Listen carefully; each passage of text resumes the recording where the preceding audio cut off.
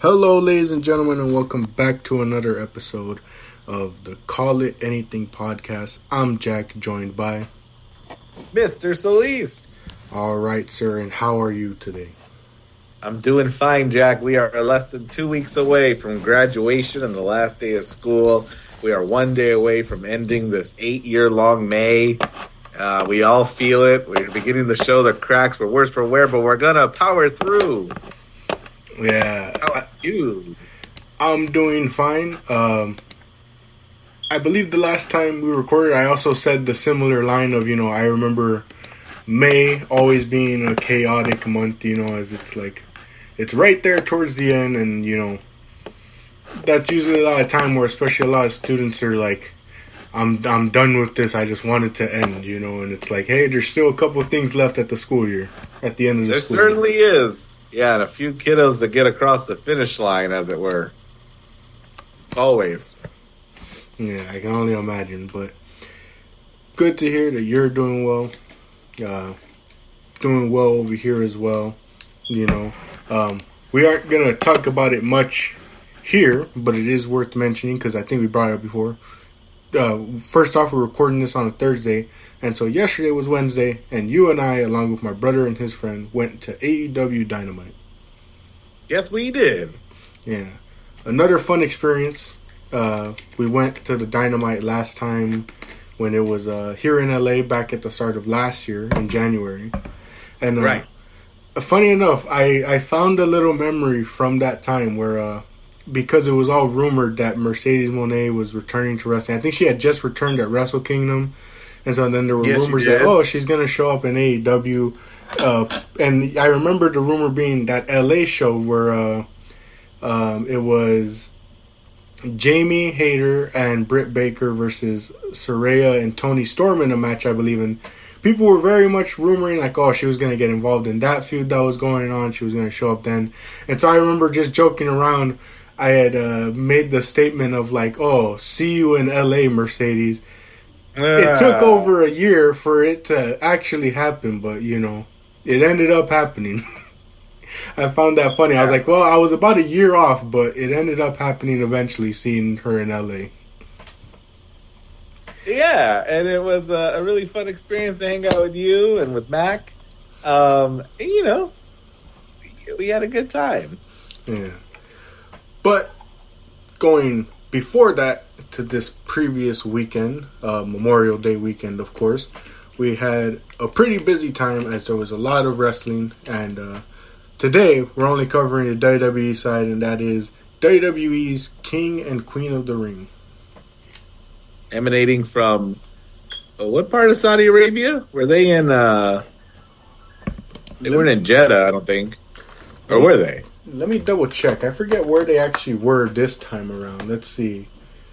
As you look that up, I think I recall Michael Cole saying that new WWE experience, like the big, building that they're making with all the replicas and experiences. He said it was going to be like 4 hours away from where they were, from where the show was. I'm like, goodness, the world is so big. Yeah, it actually was in Jeddah.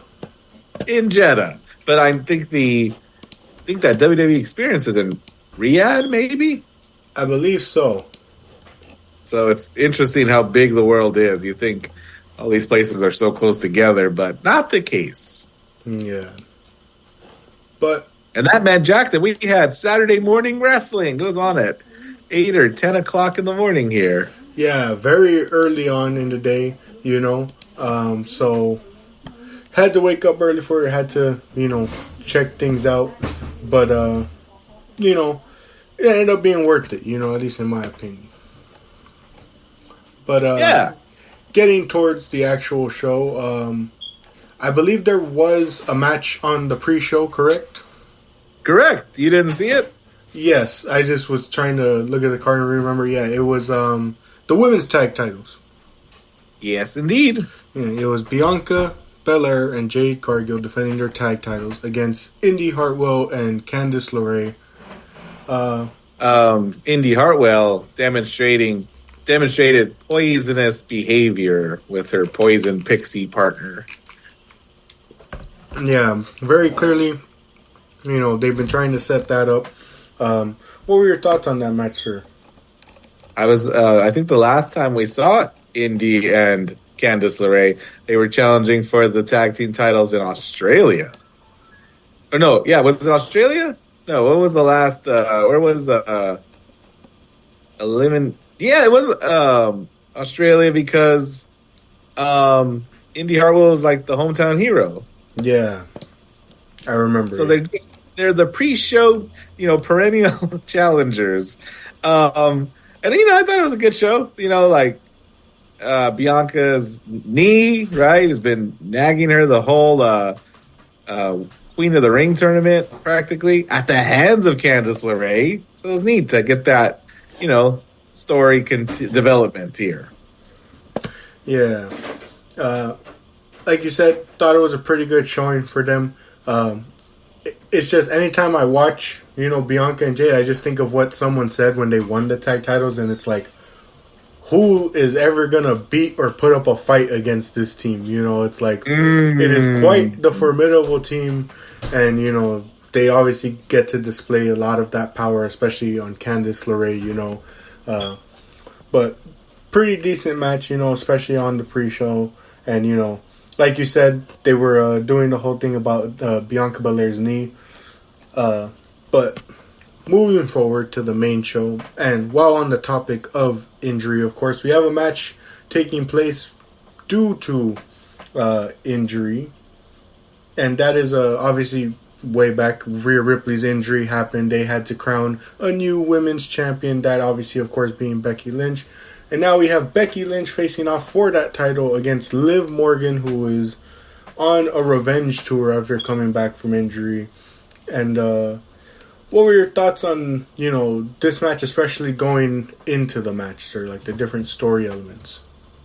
I enjoyed it. In the pre-show, we also saw a tense stare down between Liv Morgan and Dominic Mysterio, who said he flew all halfway around the world to make sure Liv doesn't get her hands on Mommy's title.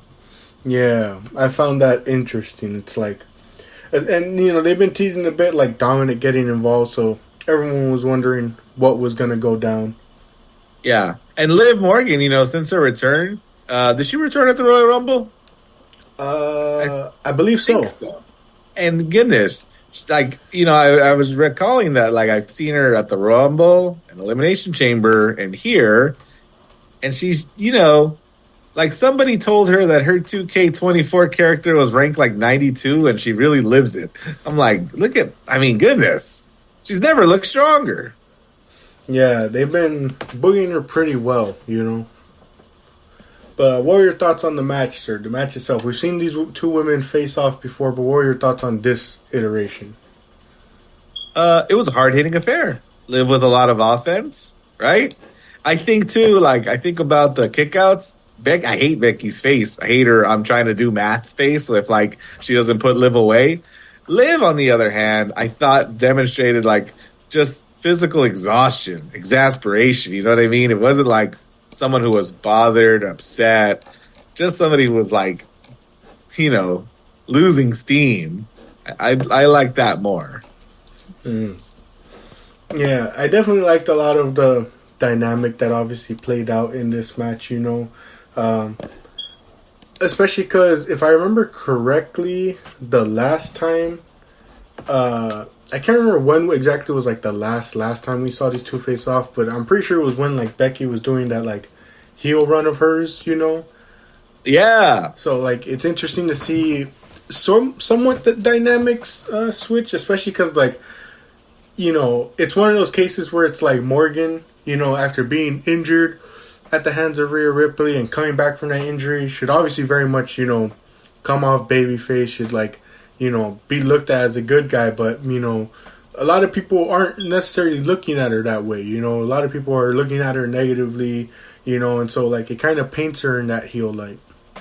I can't imagine why, Jack. Rhea hurt her first. Yeah. What are you doing, Jack? Why are you painting her as the villain? It's other people. They seem to look at her that way. Any spots that stand out to you from this match, sir?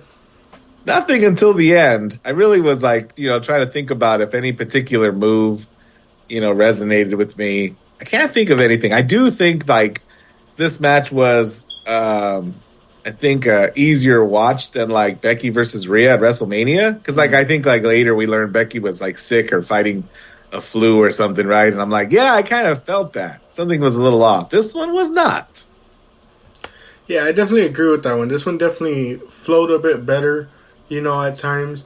And, I liked a bit of, like, the counters that were happening. But overall, I wasn't left, like, too wowed, I was like, that was a pretty good match, Good sort of match to set up Morgan for the run that she's going to go on now. And, yeah. Similar to her husband, it seems like Becky might be going, like, on a bit of a break after all this time. Did you have any feelings about the finish? Like, I think what I want to ask you, Jack, is Dom in on it or is he not? I think he's in on it. It just seems... Because, like, the whole... it seemed a bit weird, the way he was acting with Becky Lynch. And, like, a lot of it seemed like, like he tried to play it off as unintentional, but it was very intentional, especially... I think it's good. I think this is really good. So he slides a chair into the ring and tells Becky to use it. And then he positions himself to distract the ref, giving Becky the opportunity to use it. What happens is Liv uses it. DDT onto the chair. New women's champion. I'm excited. This is definitely a title that I thought needed to change hands here. Yeah, sets up a new face, excited to see what Morgan does with this belt. It's going to be interesting, especially to see some of, her upcoming feuds, like who she's going to feud with, especially because, the King and Queen of the Ring tournament finals, as they announce, whoever wins those tournaments will be getting a shot at the respective titles on their brands. Yep. So very interesting to see where this goes. But moving forward, we move on to our next match of the night. It's another title match. We have our triple threat match for the Intercontinental Champion Sami Zayn defending against Chad Gable and Bronson Reed. And on his way to the ring, Chad Gable is explicit that Maxine Dupree should go to the back. They're just not allowed to come out with them. Yeah, only brings Otis with him. Gets a ton of "you suck" chants. Yeah. Very funny loud. that the crowd, really kind of like unified in that respect. Yeah. And then we get Zayn coming out, very popular, Yep. Pretty good entrance for him. And then obviously Bronson Reed makes his entrance as well. Sir, what were your thoughts about this match before watching it? This one was it was fun. There was a couple of spots that I think surprised me. We got an early spot of Sammy trying to hit the Blue Thunder Bomb on Bronson Reed, but he is a real big guy. Yeah. I did like a lot of those dynamics, especially because, going into the match, I was, I haven't been keeping up much, so I was like, how did Bronson Reed find his way into this? I'm not upset, as a guy who enjoys his work, but I was like, I wonder how he found his way into this, because the last time, as far as I remember, we were thinking, it was just going to be Gable and Zayn one-on-one, but this adds a new element to it, And, I did like a lot of those different spots where it's like, despite his size, it didn't stop, a guy like Zayn trying to give him the Blue Thunder Bomb. It didn't stop Gable from trying to suplex him, And goodness, did they take it to the limit, right? So he does hit that Blue Thunder Bomb, unassisted. It was incredible, Jack. And then he will not be topped. Chad Gable not only German suplexed Bronson Reed, but he German suplexed Bronson Reed, who himself was German suplexing Sami Zayn. They shouted him out on commentary that he lifted about, 500 or 600 pounds there. Goodness. Yeah, there was that a bit of a scary spot where Bronson Reed slammed Zayn onto a Gable, and it looked like he might have hurt his leg. Oh yeah. That was a bit of a scary one.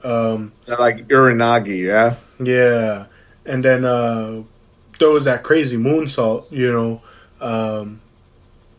And then, like you said, it was a pretty fun match. I liked a lot of the different spots, especially I think at one point Zayn does a suicide dive, and there's like a bunch of crazy spots. But similar to a criticism you kind of had at WrestleMania, I'm not upset with like the ending, but the way they kind of executed a lot of it just didn't hit with me as well. And of course I'm talking about the stuff involving Otis at the end, because it was just like, I don't know, it came off a bit odd at times, I did like the, they were showing Otis sort of hesitating to face Sami Zayn, but like it just kind of played off a bit odd, like the way they were setting it up.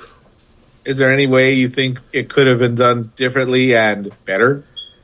I think maybe like doing it just a bit faster, because like the way they kind of stretched it out definitely led to a bit of awkwardness. And then I don't know, maybe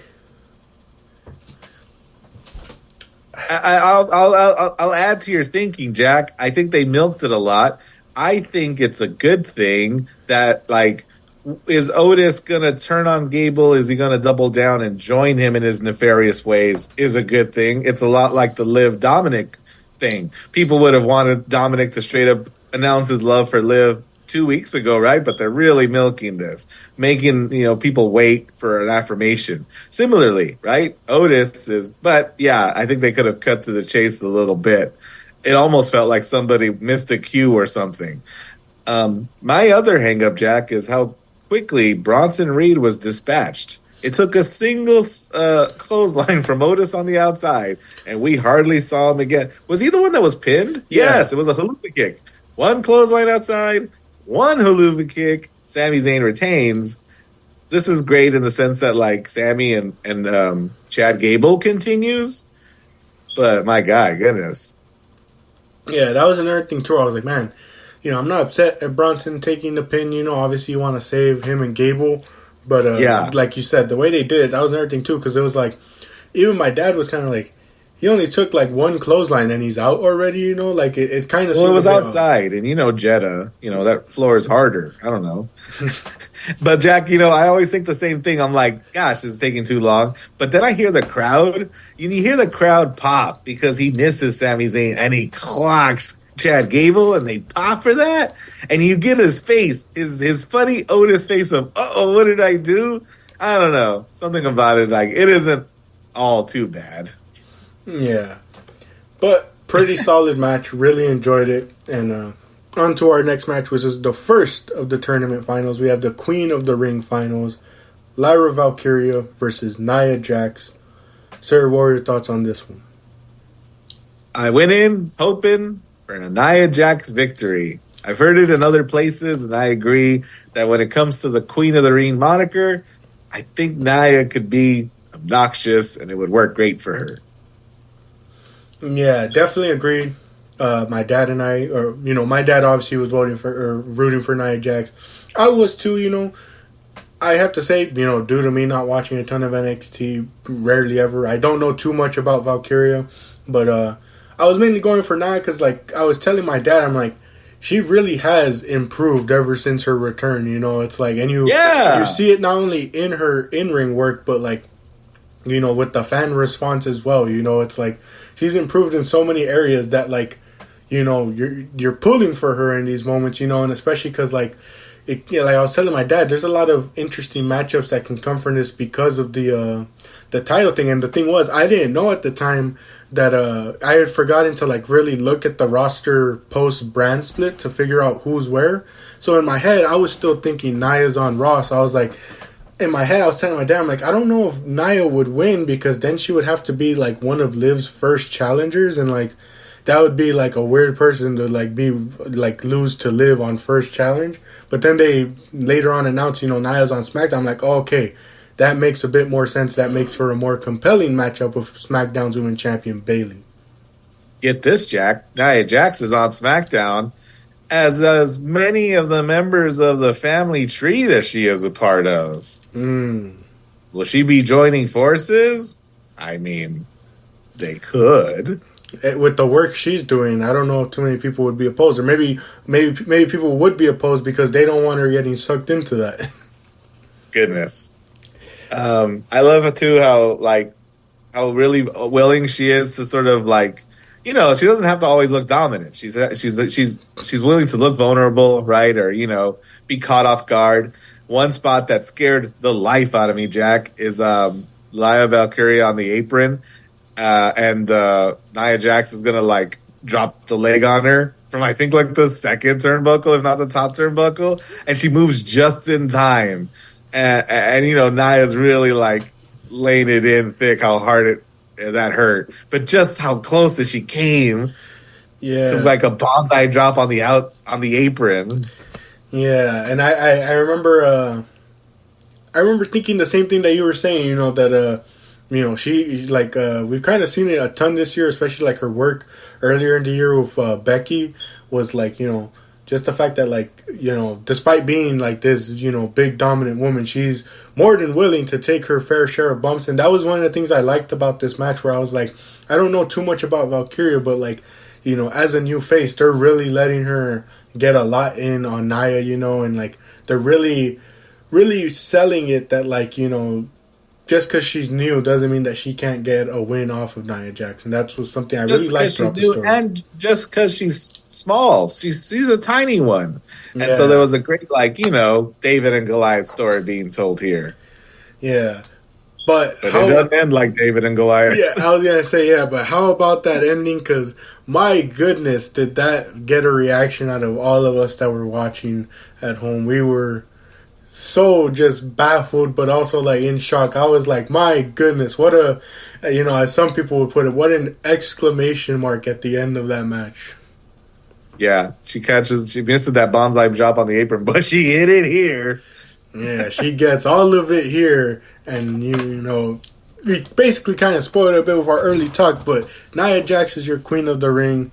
Very interested to see where they go with this, and very, very interested to see, if that happens, her match against Bayley, because I think that could be a very interesting sort of story that they could tell there. Agreed.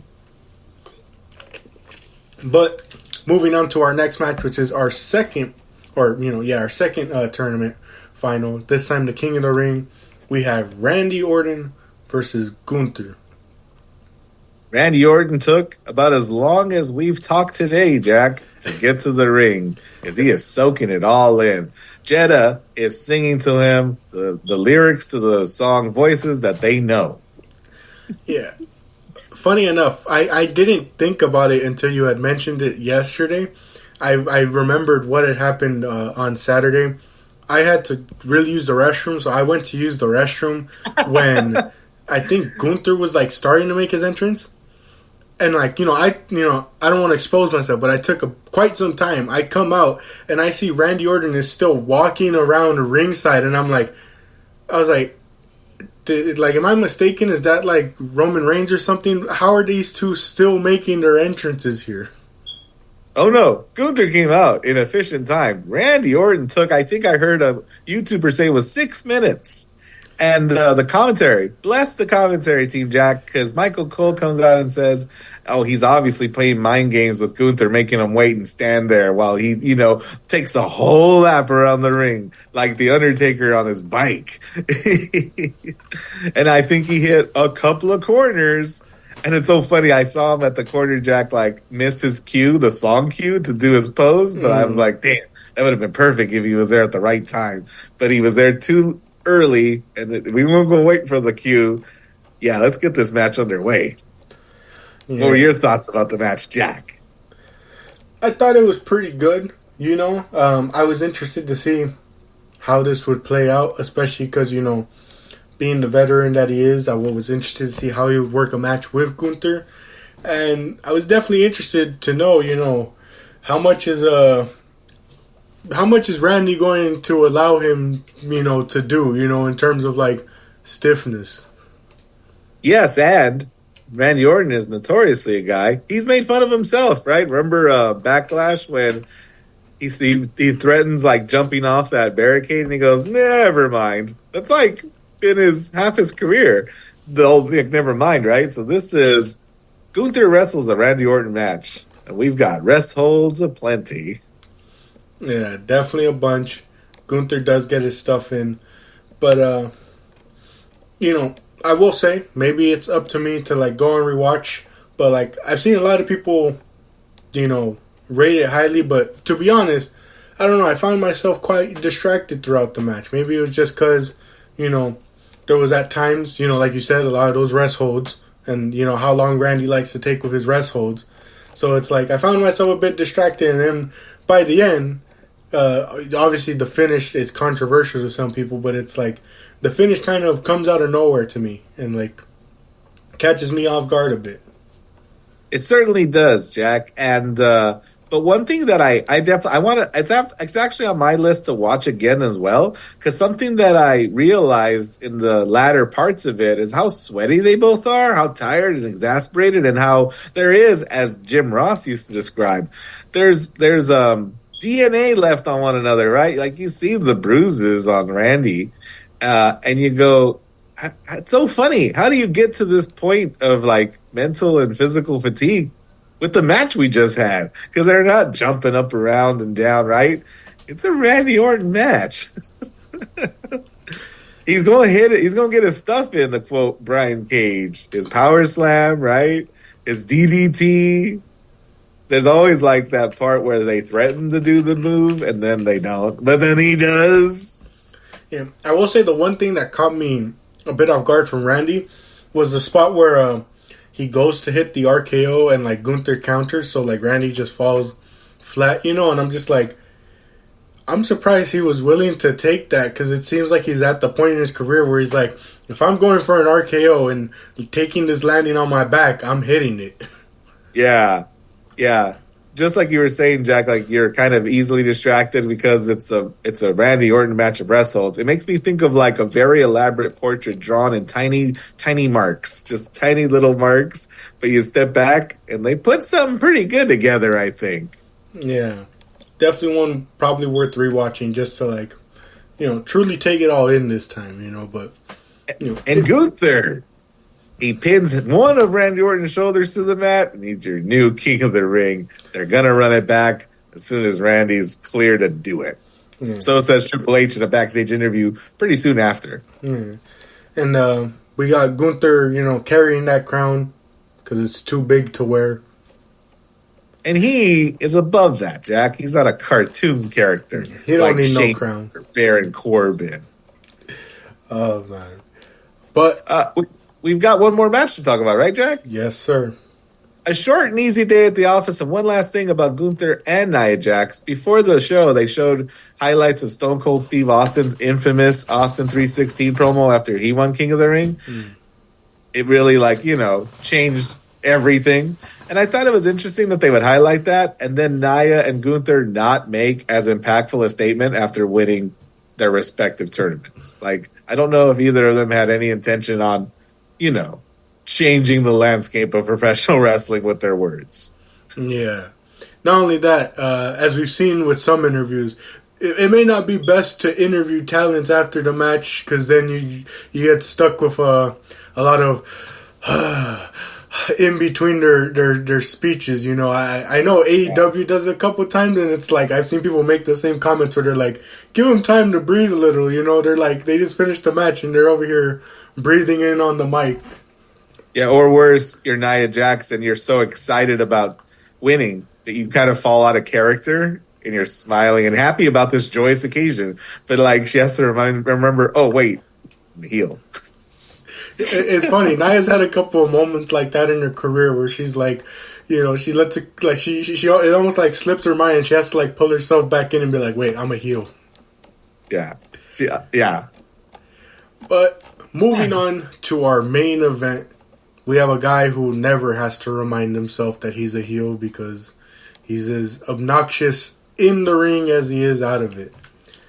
But we have our main event, the undisputed WWE Championship being on the line. Cody Rhodes defending against United States Champion Logan Paul. These companies have to stop with the champion versus champion programs. please. In the span of what, a week, we'll say, I think about 5 days, but let's say a week just to be, fair. We got U.S. champion Logan Paul challenging Cody Rhodes for his title. And now, and on, AEW side of the pond, we got Mercedes Moné, TBS champion, setting up a match with Stephanie Vacour, New Japan Strong Women's Champion. And we got AEW International Champion Will Ospreay challenging AEW World Champion Swerve at Forbidden Door. Not to mention, Jack, Roman Reigns only just last month dropped a belt that was itself a combination of a couple of different titles. Stop, please. Stop. None of it means anything anymore. Yeah, and the only way WWE got themselves out of it was by having Logan being like, oh, I got my way out of the contract, so it's not both titles on the line. Hey, you know what's funny? I love that they did that, but I only think they did that because I think he misspoke. I think in the SmackDown before when he challenged, I think he said, like, title for title, and I'm sure somebody in the back was like, no. Oh, man. So, no, but he's his lawyer. It's only for one belt. And the story, Jack, is he going to do it without cheating? Because he's a big cheater who cheats. Yeah. But what were your thoughts on the match, sir? I don't know if you're excited about Mike Tyson taking on Logan's brother, Jake Paul, in July on Netflix. Heard a bit about it. My sister is like, she's excited to see Jake Paul get his comeuppance because he's insufferable. And I said, what's nice about wrestling? Logan Paul is just as insufferable, but he gets his comeuppance quicker and more frequently. And this was great at that. Yeah. I won't deny that, Logan is, isn't good in the ring. He works pretty well, especially for a guy who's, like, only picked it up just, like, recently. But, yeah, I did like a lot of the match, The only thing I didn't so much like was, like, the second half, and that was only for, like, one reason. It wasn't that I disliked a lot of what Cody and him were doing, especially the stuff involving the commentary table. That was real cool stuff. But, it's just, I don't know, Logan, especially in the second half of his matches a lot of times, is starting to fall into that, like, I don't want to sound like my dad with the whole, heels being heels thing, but it's like, he's almost like falling into a formula at times, where it's like, you can almost like create a checklist of what's going to happen towards the end of a Logan Paul match, Interesting. I don't want to, again, sound like that talking point from Dave Meltzer of like, I want unpredictable finishes, but it's like, it does become a bit predictable at times when you're like, okay, well, the brass knucks are going to come out here. Someone may or may not interfere that's from one of his, buddies outside of wrestling. And like, he's going to do the elbow off the top rope through the table. Yeah, the punch. I'll tell you what surprised you and I both. The vertebraker from out of nowhere. Yeah. Golly, hit that right off the banned list. Yeah, I was definitely caught off guard by that. When I saw like Cody setting up, I was like, what? Like, I was so caught off guard. I was like, I know what that setup is for, but what is he gonna do something different? And then he hit it and I was like, oh, okay, we're just pulling that out of nowhere. Yeah, I took for granted that Homicide's been doing it a lot since the early 2000s under a different name. But I think every time I've seen it, I always recognize it, but it's always kicked out of or it's always reversed. Yeah. But definitely caught me off guard. Something that like irks me, Jack, is how much of an effort, like how close Logan Paul came to winning the title. You know what I mean? I think Cody needs like a good solid win, a good solid like definitive, a squash match or something. Something's got to look easy for the guy because how's he going to have to put up so much of a fight against Logan Paul for corn's sake? He needs a Satnam Singh type squash match. Something, At least Swerve against Luchasaurus Killswitch. At least he's big, right? At least he's a monster. He's a literal walking, talking dinosaur. Logan Paul is Logan Paul. Yeah, and to add on to that, I mentioned frustrations with the second half. The thing that frustrated me the most is especially because we just talked about this the last show during Backlash. Why did it take 3 crossroads to put Logan Paul away when it only took 1 to take out AJ Styles? Come on now. Like, we just talked about it in the last sense. one. We were like, it was cool that he only used the 1, basically showing that that 3 is reserved for big moments like when he beat Roman, Why does he pull it out here? Like, when I saw him hit it and I saw he wasn't a minute ago, I was like, no, come on. I literally, like I said, in the back of my head, I was like, we just talked about this. At least 2, Roman's 3, AJ's 1, Logan's 2. Like, we're looking at this through this thick magnifying glass, WWE. But Cody retains, caps off a good night of wrestling. Sir, what did you think overall of the show?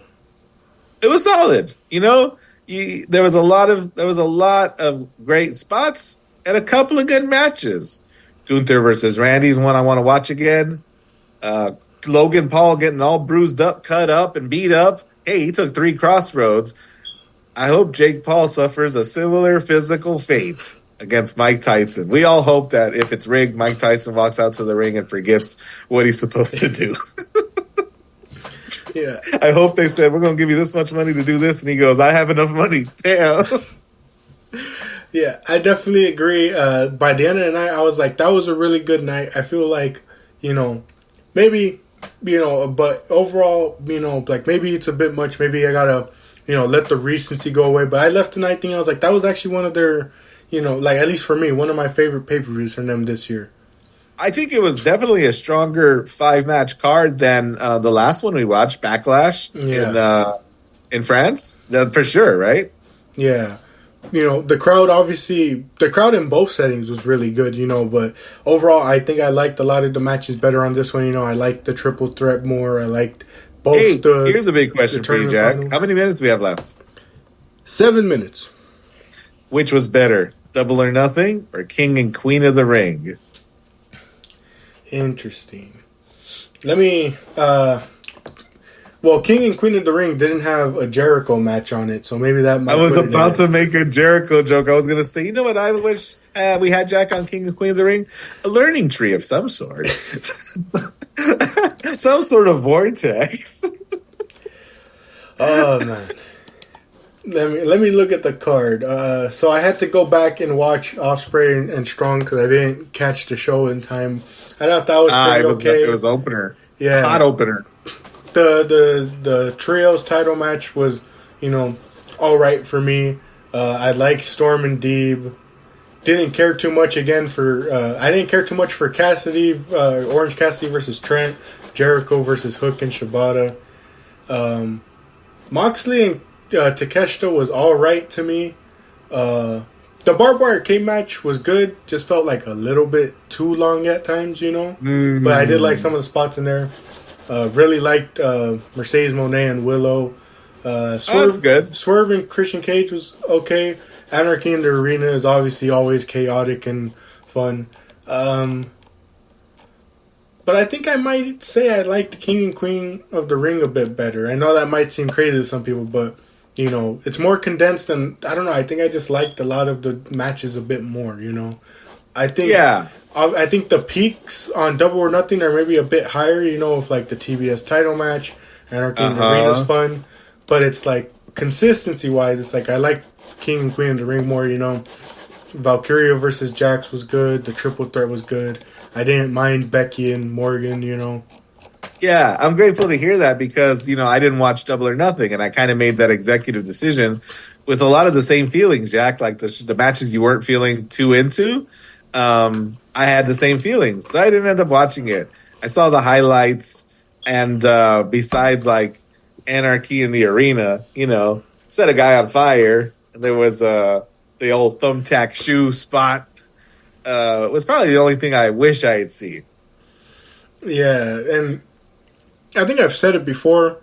I know, obviously, like if I go back and like look through the cards a lot, but like from my personal experience. Double or Nothing, I still checked it out, but Double or Nothing always, for whatever reason, whenever I check it out, I don't feel as strong about it as like their other pay-per-views, especially their more consistent ones. Like when you're talking about AEW's Big Four, it's like I don't feel as consistently about it as I do with like Revolution or Full Gear or All Out. Like again, if I'd have to go card to really make that statement, but like just from like me thinking, it's like I don't know. Anytime I've tuned into Double or Nothing, it hasn't been like the best at times. Like I especially think last year, was a really bad viewing experience, and I feel bad because my friends watched along with me, and I was like, yeah, my bad, that was an off night. But like I think to like Revolution, I think Revolution this year, last year, the year before, it's like Revolution seems to be the one that like I always enjoy the most, or like All Out outside of maybe 2020 was like really like pretty consistent and good usually. Similarly, I'm looking forward to Forbidden Door. I'm going to catch that one. They've only announced one match. I'm super frustrated about it, but I am looking forward to what they put together. Because for 2 years in a row, it's been a can't miss show. Yeah, definitely. And, now there's all this speculation about other companies getting involved. It'll be interesting to see, what exactly happens. It's like who's going to get involved in what. By the way, I just want to mention, or I'll mention it off air because technically it's a spoiler for Rampage tomorrow, and I don't want people complaining. But overall, like you said, yeah, I'm excited for Forbidden Door. That one's been really fun. And Clash of the Castle is in a couple of weeks. Yeah, we're going Glasgow, Scotland. It's Drew McIntyre's home turf. Is he gonna capture the gold he lost so quickly at WrestleMania? Let's hope. I hope he wins so it doesn't give CM Punk more fuel to hate on Drew. This is a real win-win for me. I don't, whichever way the wind blows, I'm going to enjoy myself, I think. Yeah, and it'll be interesting to see what sort of side the pay-per-view leans on, because as we talked about with Backlash, seemed very was it SmackDown heavy or Raw heavy? I forget which one it was. Where we were like, Backlash was, I think, SmackDown. Because you had Kevin Owens, Randy Orton in the Bloodline. You had Jay. Or no, that was Raw. But you had, was LA Knight on it? Oh, Cody and AJ. Yeah. Let me double check because I always forget. Let's see.